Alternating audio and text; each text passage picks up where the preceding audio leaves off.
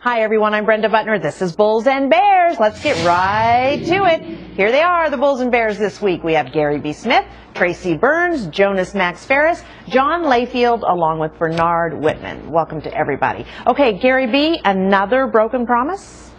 Yeah, absolutely, Brenda. You know, the only word I can think that describes this is despicable.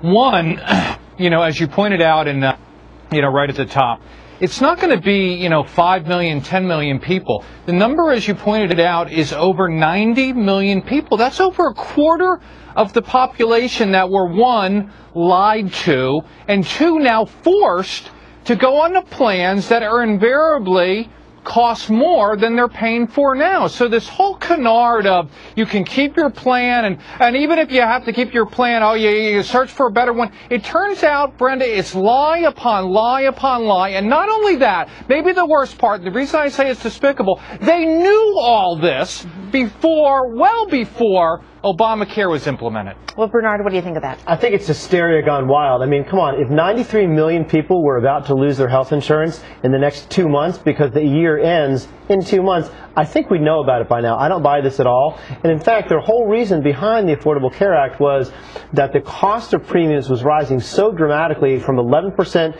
of median income in 99 to up to 24% in 2020. We're finally bending the cost curve here, and we've seen this year cost rates for health care going up by the least amount in 50 years. And I know as a small business owner, I get my plan dropped all the time. 3 times out of the last 5 years when I've gone to re-up my plan, it's not been available. I've had to change, and unfortunately I've had to change to a plan with lower benefits and higher premiums. This is finally going to change that. So John, is it going to make it better, as Bernard says? No, it's not going to make it better. Look, this fallacy, and it is another fallacy. I mean, you got to understand, these guys have spun this magnificent tale. We have been sold a bill of goods. They talk about healthcare premiums coming down. They started coming down in 2009. Before Obamacare ever kicked in. It has to do with the recession. Studies have shown that over 80% of it has to do with the recession, not with anything to do with Obamacare. But yet they tout these numbers, as politicians do. They said that no one will have to lose their policy.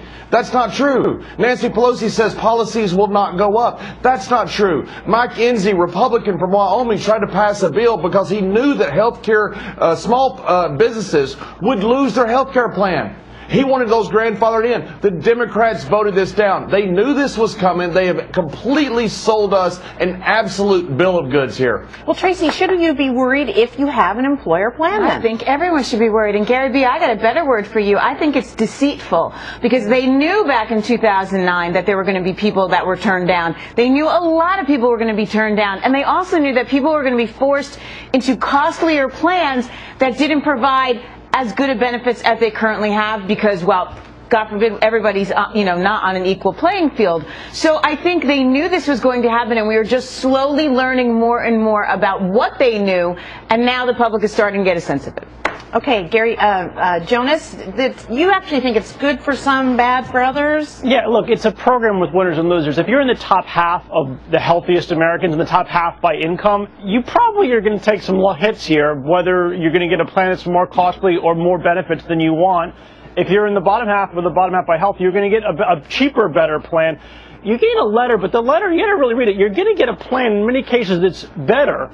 And you may have to pay for it. You may pay more. You may pay less. It depends how the whole thing flushes out. But you're going to get plans that meet these higher standards. The takeaway is they want everybody to have a certain high-level plan. It's like the opposite of what Bush wanted to do when he wanted to have a high-deductible plan that you paid more out of pocket. This, you're going to pay less out of pocket and have more coverage. That doesn't benefit everybody, though. Okay, Gary B., you've heard from Bernard and Jonas, who argue this may not be as bad as we think. How bad do you think it's going to get?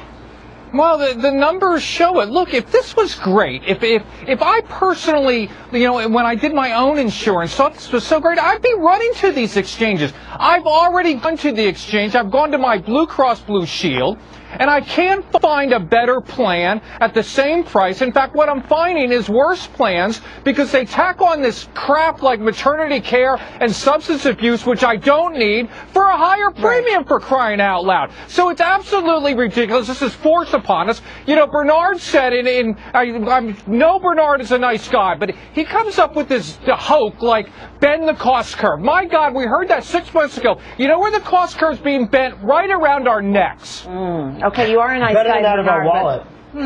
Well, it is hitting our wallet, though, isn't it? Bernard? No, I mean, I think, honestly, look at New York State. People in New York State on the exchanges are going to pay up to half of what they pay elsewhere. And you know who's really at fault How many here? have signed up to do that? The Republican governors who refused to launch exchanges on their own and abrogated the responsibility to the federal government. The federal government exchanges are not going to operate as effectively, I think, as the state exchanges, and that's the fault of the Republican governors. I think it's unfair. We're forcing people into plans they don't want. I don't want maternity care anymore. I'm done. There's no reason to pay for that kind of stuff. So we're being forced just to even the cost structure. I'm being forced to pay more so that people who didn't have it in the beginning will have something. That's where it becomes unfair. Well, John, it would be one thing if we were being forced into more affordable, better care, more useful plans, but that's not the case, is it? No, it's not the case. How many stats can you cherry pick from the side that's arguing for Obamacare?